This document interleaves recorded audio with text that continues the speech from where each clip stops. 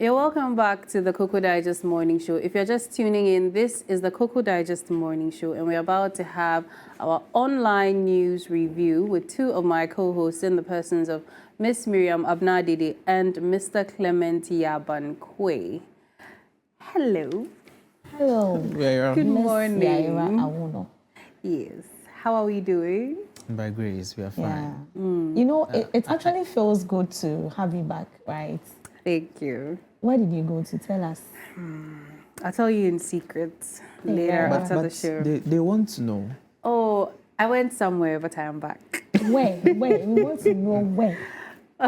Somewhere. Because you're looking all, beautiful, gloriously demoralizing everything. Thank you. I went to a very much needed place, and I would encourage you to also go. I'll give you the links, then you go, yeah.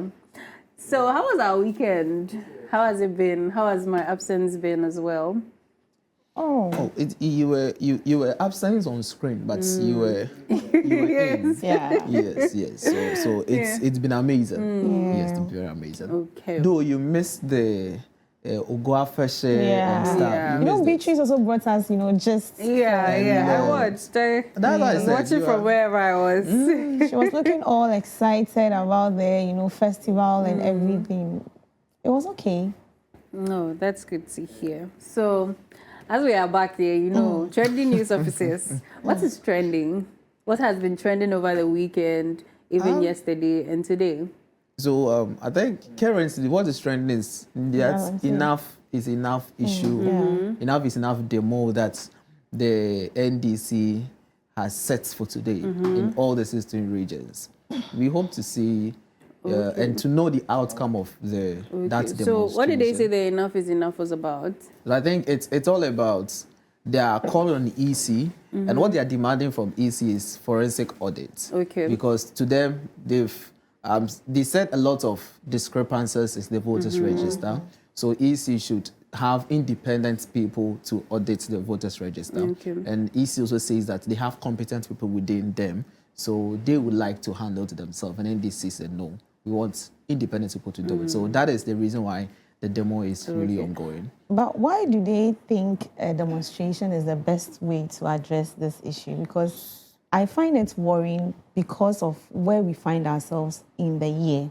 We are getting closer to elections, and these kind of partisan demonstrations are not advisable to me. Not at all. Yeah, not at all. Because people will take that and use that as an advantage, opportunity to do things that will, bring about riots, disagreements. That's true. And even erode the peace we have in the country. Last week on the show, I said, when we were talking about EC nomination and they were talking about transparency, I was talking about we need peace in the country. So EC should work with all the stakeholders involved, ensure peace. And people are raising concern. That's why is it that the other political parties are not involved with themselves in what NDC is doing. Over the night, I was really thinking about this. I realized that in Ghana, though we have other political parties, but the two parties in Ghana is NPP and NDC. So you will not expect other parties to involve themselves. Yeah, they don't even have the following. Yeah, so they will not even involve themselves in the first place. I also think the demonstration, it seems as though a riot or a protest seems to be the only thing that tends to get a response from whoever is on the other side of it. So, people protest things in the government or, unpaid allowances, any grievance, you see that a strike or a protest seems to be the only thing that gets the attention. Yes. So, but RIZ, this very demonstration it's crucial, as Miriam said, because we have few months to elections. Exactly. And if after the question is what happens after this demonstration? Exactly. If EC still did not go by the forensic audit, what is the next step of NDC? So these are the things we need to look at. And it's even going to influence the elections. Yes. Even with the results. Yes. What if maybe, I'm just saying, at the end of the elections, this incumbent government still retains power. NDC will say that because they protested and then also considering the fact that the EC is supposed to be an independent body and they are claiming they have competent people, I'm sure people on the other side, the opposition, may think that okay, the incumbent government may have hands in the EC. So to prove that they don't, why don't you get external people, not necessarily anybody selected by the opposition, but just neutral people who can do this audit and bring out results where everybody will be served. Difficult. Yes, I also don't know why it's so difficult. But then also on the side of the EC too, it may come off as though you are you're undermining their competence or authority. Well, that we can do this on our own. Why are you expecting that we were in this country when we had an election where the results were contested in court legally. Yeah. So if EC claims to be doing the right thing, I don't think it would have ended up over there. So I think NDC is foreseeing these kind of issues happening in the future. That is why they are insisting that. But all what we want to say is, yes, NDC is organizing enough is enough demo. We don't want any chaos. Yes. We want a peaceful demonstration. The chairman for the National Peace Council also has, he raises voice on this very issue that we want peace.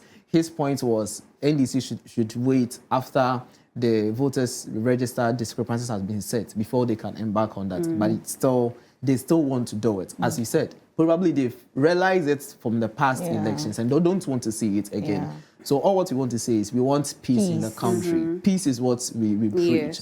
So anybody watching us, if you are going to partake in a demonstration, fine, that is your civil right. You can do it. But what we want is we want peace. We don't want any issue after this demonstration where the country will be chaotic. No. Yeah, so that goes to the leaders of these parties or the people who are going to be leading the demonstrations, that they shouldn't use insightful language, insightful actions, and then also the people, the followers, should not take matters into their own hands to do anything that would lead to violence or chaos in the country.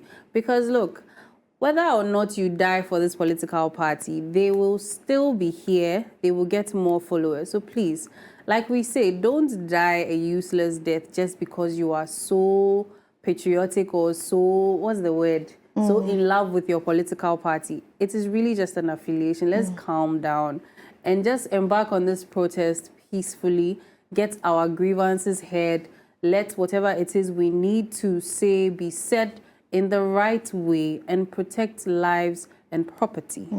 So, that being said, Mimi, what do you have for us? So, Yaira, last week, Clement brought an issue which was trending, that CAF withdrew Baba Yara Sports Stadium from being used as one of the stadiums or stadia for the AFCON qualifiers. I think I heard something about, is it Stephen Appiah or Michael? One of the footballers was also saying that it is shameful that we don't seem to have any state-of-the-art stadium here in Ghana to play home matches. So yesterday, a shocking story also made headlines in the news where FIFA, the World Football Governing Body, confirmed that they gave an amount of money, which is $260,000 to Ghana Football Association for the maintenance of grass pitches in the country. And so they basically wanted to ensure that our grass pitches were maintained and fit for football training sessions and other things, not the stadiums.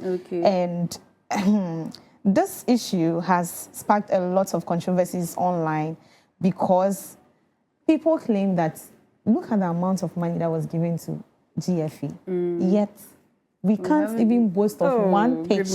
Yes, half as banned as that. You see, this is what is causing a lot of controversies out there. People do not understand why FIFA should even come out and say that they gave us this money and we haven't seen anything. So where is that money? Where is that money? They account for it. And Yara, people are also saying that there's the new pitch they've done, Legon. They should release it out to CAF if they would. But the issue is, have people gone to Legon to see how the pitch looks like? It's on screen, you look, it's very nice. But when you go to the grounds, almost that summer ball was what? At least I charge 6 months, 1 year. It's about to say it too. So what is the issue culture. Is what is happening in our system? It seems everything is not working. It seems everything. it seems all angle. It's not working.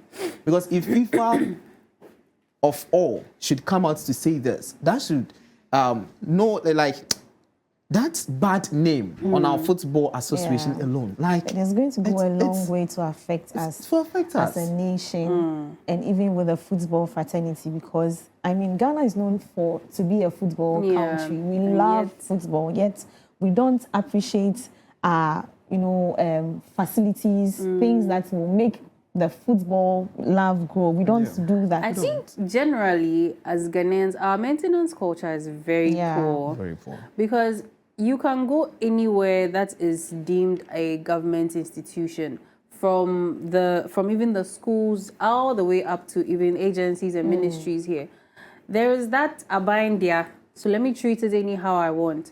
These lawns or these stadia that have been put in place, if people are being paid, even if they are being paid, so it's two-sided. Either they are not being well paid, or they are being paid and they don't see the need to maintain these places.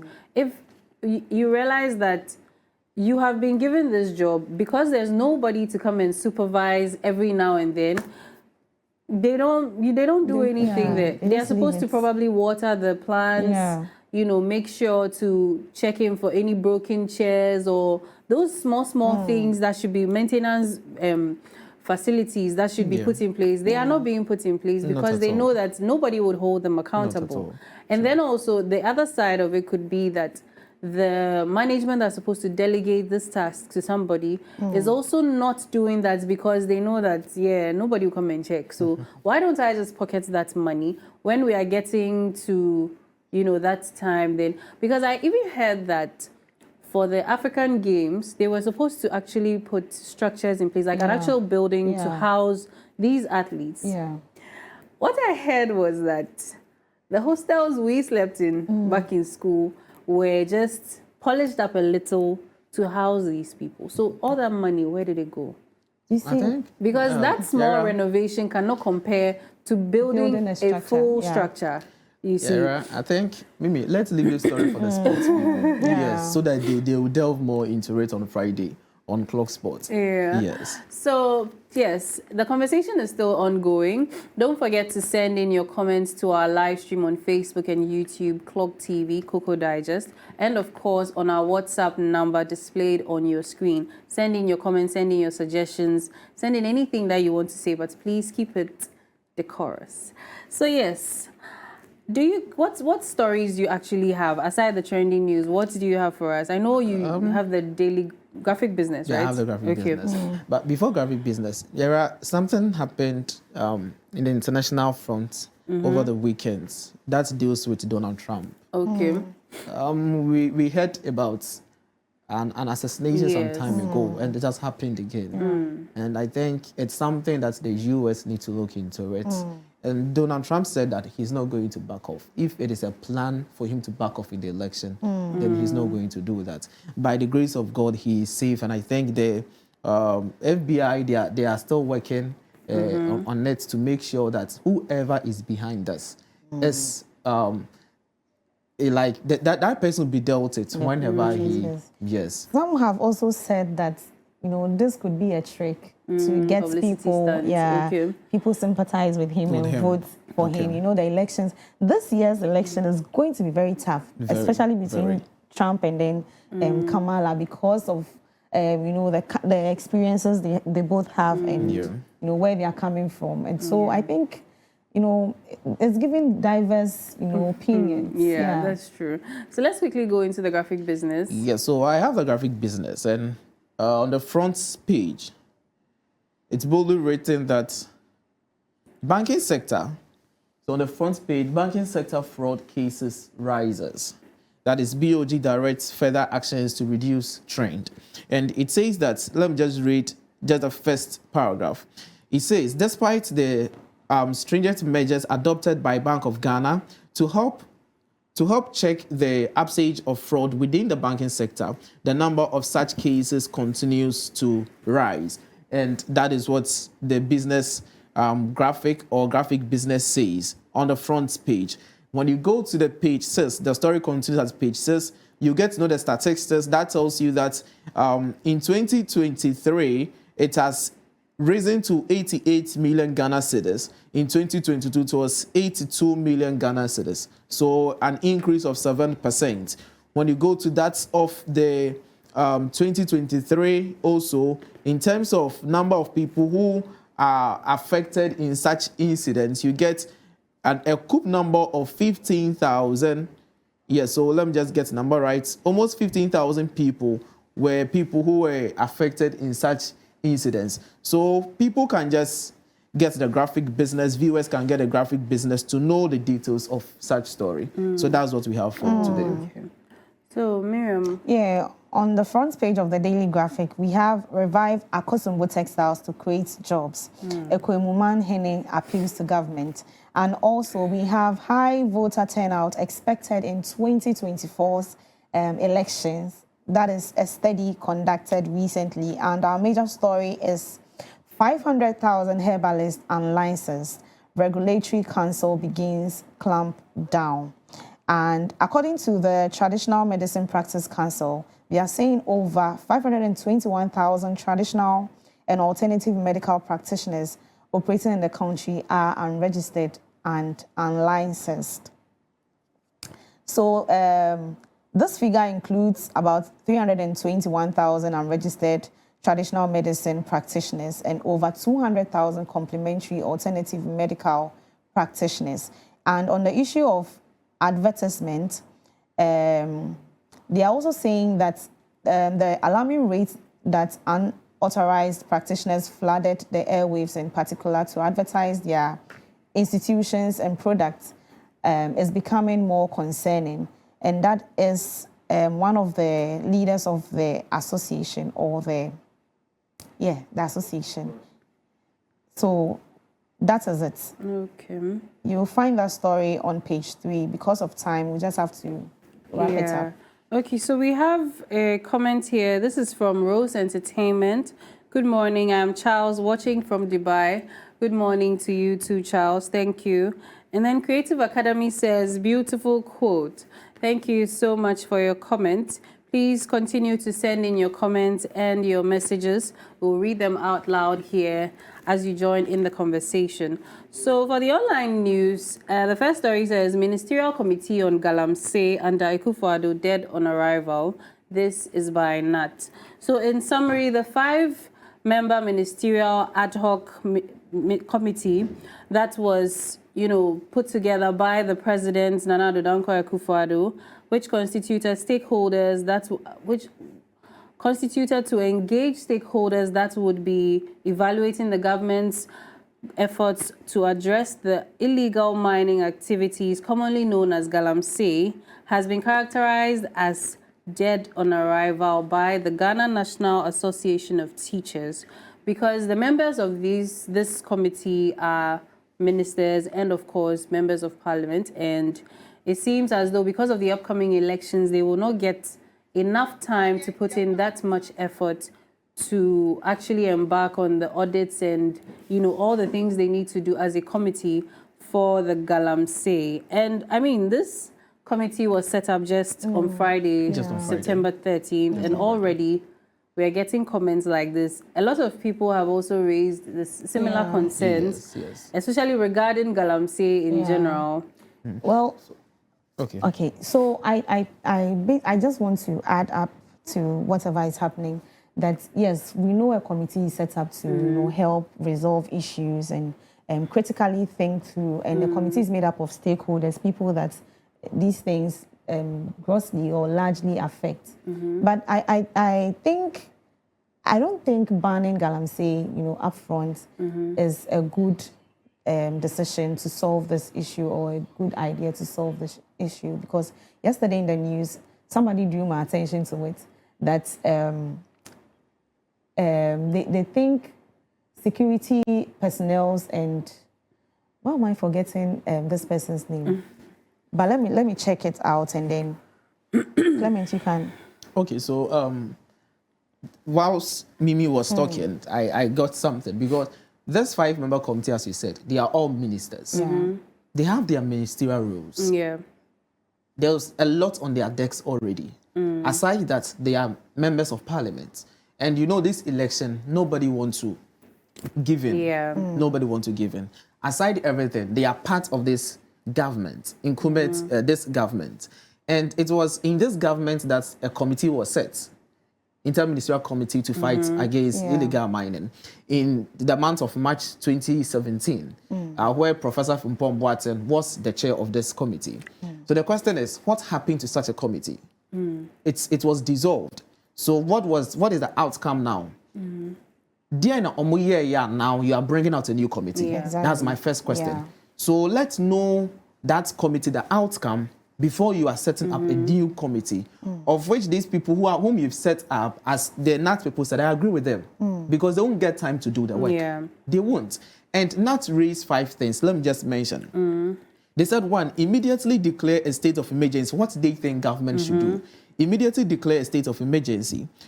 2, evacuate all mining equipment from forest reserve and water bodies. 3, revoke law 2462 and withdraw all mining and prospecting licenses in forest, protected reserves and water bodies. 4, deploy police and military to remove and destroy all mining and earth-moving equipment in river bodies and forest reserve. The last thing they talked about was establish a special court to prosecute those involved in illegal mining. Yeah. Especially the 5th one. In that previous committee statement, they brought out a report. What's the last time I talked about ETSA? Have they prosecuted such people? And now you have a different committee. What role are they going to play? Yeah. The point 3 that they talk about, revoke law 2462. It was an airline put before Parliament in 2022. Let me get what that airline says.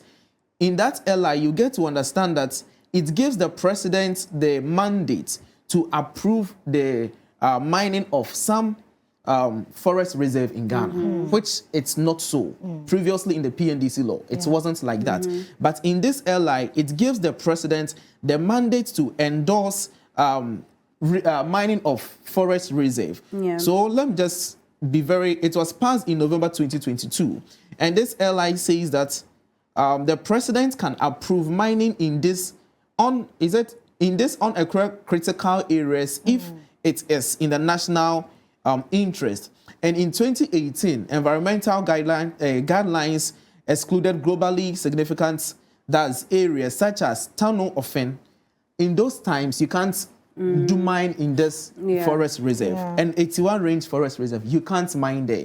But after the passage of this LI, people get access to mine in these areas. That's from 2022. So if such LI has been passed and now people are getting access to these places to mine, the question is, we know the root of the issue. So why don't we just deal with it? Rather than just trying to make it seem we don't know the real cause of this galamsey. And in dealing with that too, they have to be careful because some have also acquired legal documents or permissions to mine on these forest reserves, right? And so that's what I was trying to say earlier, that if we are banning illegal mining up front, I think it's going to affect those that legally have the right to mine, because they were given the go-ahead. If you're connecting the dots, you realize that it came from above.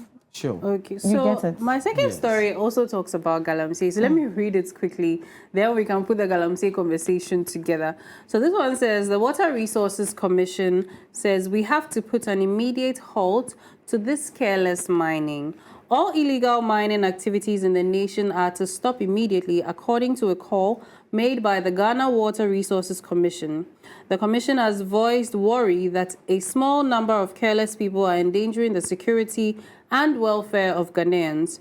During a Monday, September 16 interview, the Commission engineer Samson Tete emphasized how critical it is to put an end to galamsey. He emphasized that it is imperative to solve this issue as soon as possible because not all Ghanaians have the means to treat water in their homes. Mr. Tete stressed the grave threats that illegal mining poses to the nation's water supply and public health, and he urged the government to take swift action to put an end to it. He called for swift action to neutralize the threat and protect the country's water supply. So galamsey seems to be the trending topic in Ghana. Yes, it seems. And you know, about the committee, my question even is that why is it only ministers? Why is it only people in parliament? Why not a diverse group of people that can speak to different angles?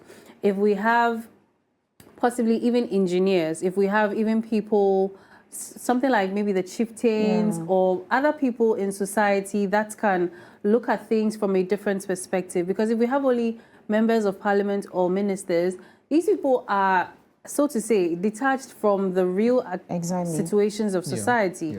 And so how much can they do with regards to the evaluation? They don't have the time, the luxury of time. Aside the time even, because you know, even between reporters and newscasters, the reporters go to the ground. They know what they can speak to, as opposed to the ones who just read the news here. Because so you can see that there should be some diversification in the committee, that if ideas are being pulled, you can get rich ideas on how to solve the issue. And even aside that, the last time I said the Speaker of Parliament made a comment in Parliament that some MPs are even involved in this. Yes. So let's assume that I'm a member of Parliament, I'm a minister, part of this committee. And let's say my colleague Miriam is involved in that. How do you think I would come out and expose my colleague? You see. So all these are the pointers that I think GNAT has realized, and they are making the government aware that this committee thing is not going to work. So get a new ways of solving it. We were in the country, they banned small-scale mining, if you've forgotten. When President Akufo-Addo became the president in 2017. He banned small-scale mining in Ghana. Before the inauguration of the committee, it was lifted in December 2018. So you've done it before by banning small-scale mining. And the question, I still ask the question, what was the result of this? To an extent that a military man needs to lose his life in the fight against galamsey.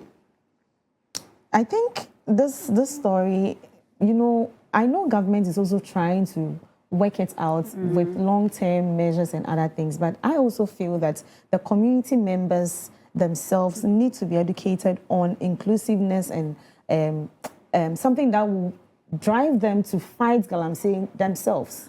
The community members themselves, like if they are included in, just as you said, the committee lacks such, you know, chieftaincies and other people. Why don't we include them in the decision making and also educate them on, you know, the risk at hand, because they are the primary, you know, people that are being affected. At this point, I sound like a broken record, but it goes back down to the standard of living.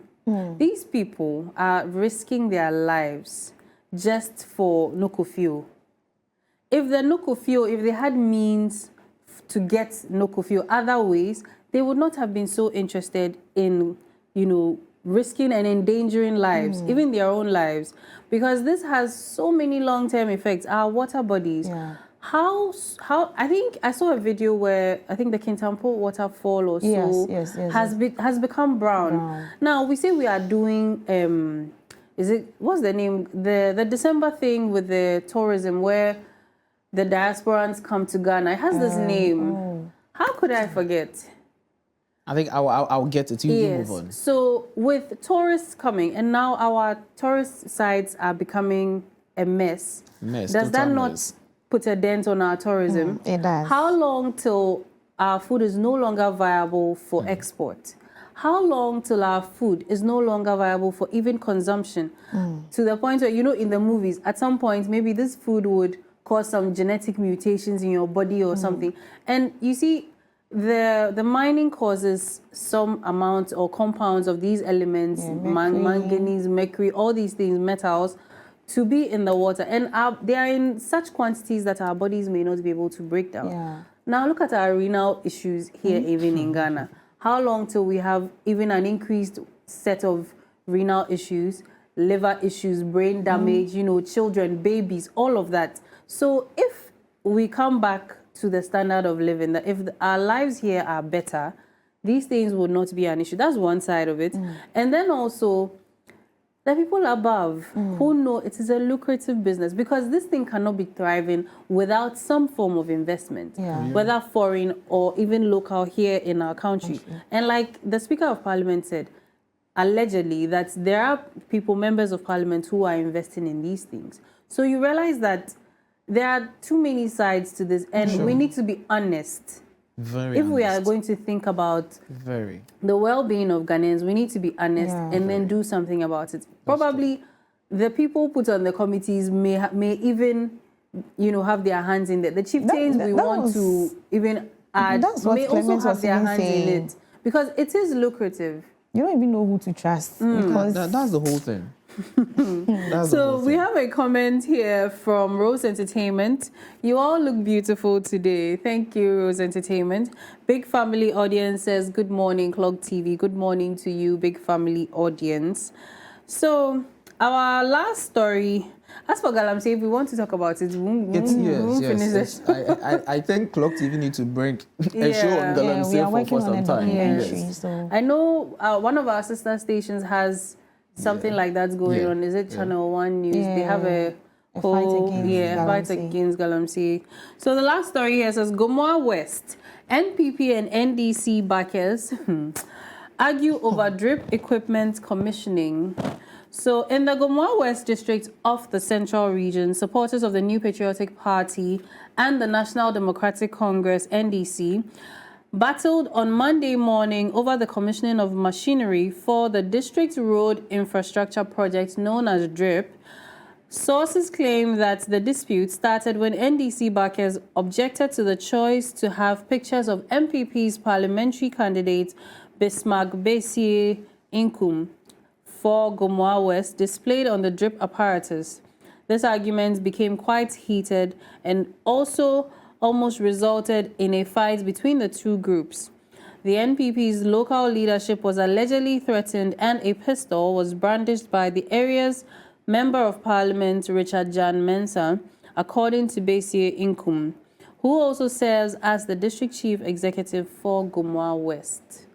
So, Sarah, let me just say something. Let me say something. I think this program was basically for the people of Ghana. I don't think it's for a political party. So my first question was, why should you, if what we are seeing on the screen is correct, put the picture of a candidate on that very item? Notwithstanding, these items, they didn't use your party money or your personal money to buy. They use our own money. The citizens, our money is what they use to buy these items. So if NDC people are fighting this very thing, yes, they will, because to them they see it to be another means of political reign that the NPP parliamentary candidates want to use. Exactly. And for me, it's wrong. It's totally wrong. I was reading about this program, and I realized that it was launched in 31st July, just this year. And the whole idea the president used is to help maintain road and also to improve the roads in the various MMDAs.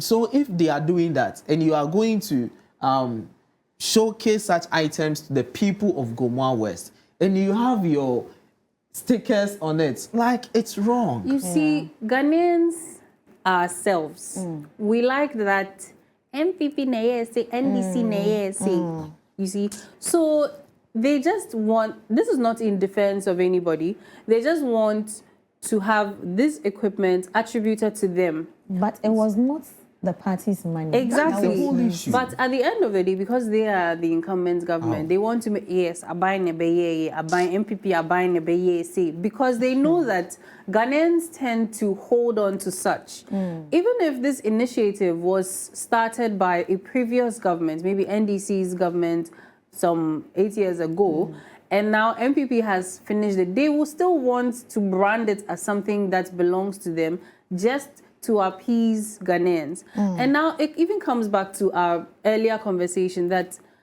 our beloved Ghanaians, it's not because of political party you will die.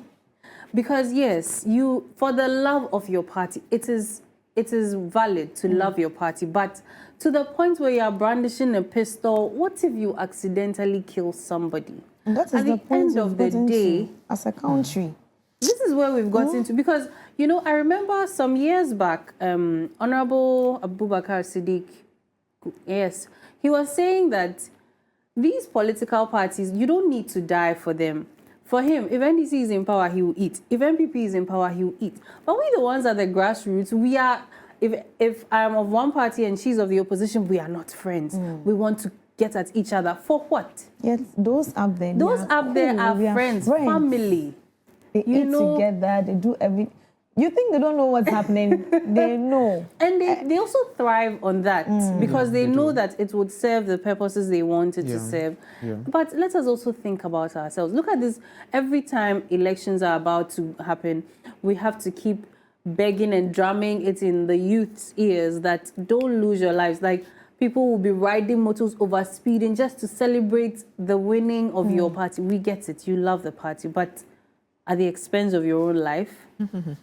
I think politicians need to educate their followers or affiliates on the essence of, you know, maintaining They thrive peace on the chaos. because it is not really helping. I don't think it is a good thing or a good habit we need to even be discussing. It is not nice. We don't have to be seeing it on our screens because it's going to incite some kind of anger and, you know, in other people that don't even think of doing these things, and then They also doing. You get But it. you see, let me just give a little background of this DRIP initiative that government introduced. So the government commissioned these items, and it was about 2,240 pieces of equipment. Wow. Yes, 2,240 pieces of equipment. And it was including motor graders, backhoes, rollers, wheel loaders, bulldozers, tipper trucks, concrete mixers.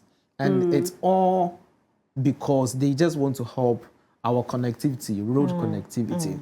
It's a very good initiative that they did. I was asking myself that as we talked about maintenance culture, how are these items going to be maintained in the various MMDCs?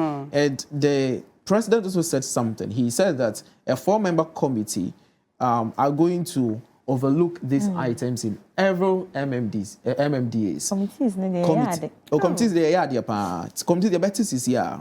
And these committees, it's going to include technical officers from the Ministry of Local Government, Decentralization and Rural Development, and also Ministry of Roads and Highways, along with a rep from the 48 Engineering Regiment of the Ghana Armed Forces. And then lastly is the DC or MC of that MMDC. So these are the 4-member committee who are supposed to overlook the activities of these items that the government has sent to those very places. We hope that they will use that items for what it to be used for. Now that they are fighting, how are they going to use them?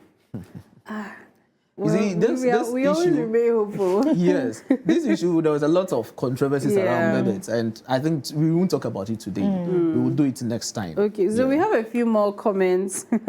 So TA says, good morning, Yaira. I have missed you. I have missed you too. And Rose Entertainment is also saying, is it not the government officials who gave these Chinese visas to the country? The excavators are registered in DVLA, so the owners are known. The problem is lack of leadership and political will. Galamsey is like genocide and must be dealt with. Thank you, Rose Entertainment, for that comment. Then we also have Akman Multimedia. He's asking what is happening. And then Sefas Dosu says, Yaira, you are welcome back. Our prayers at Achimota Forest for your speedy recovery has worked. We thank God. Thank you very much for keeping me in your prayers. And then Akman Multimedia also says, so that's what happens in Gomoa West. A whole MP leading land guard to do this. They must face authorities. The law must deal with them squarely. I totally agree. Nobody is above the law, regardless of their position. And okay, thank you very, very much for your comments. And thank you for joining in the conversation. This has been, as usual, an insightful conversation. That when we get into governance too, we will come in. Enforce the law, yes. Thank you so much as well for joining me here. And up next is the lifestyle segment. And Miriam Abnadede and her guest will be discussing depression. We hear of depression nowadays. It seems to be like I said, broken record. Everybody's talking about depression. I'm depressed. But do we truly know what constitutes depression? If not, call a friend, text a friend to tune in to Clog TV here on your TV or even on Facebook and YouTube, just Clog TV, to join in the conversation with Miriam Abnadede and her guests to discuss depression, the symptoms, and even treatments. We will be right back.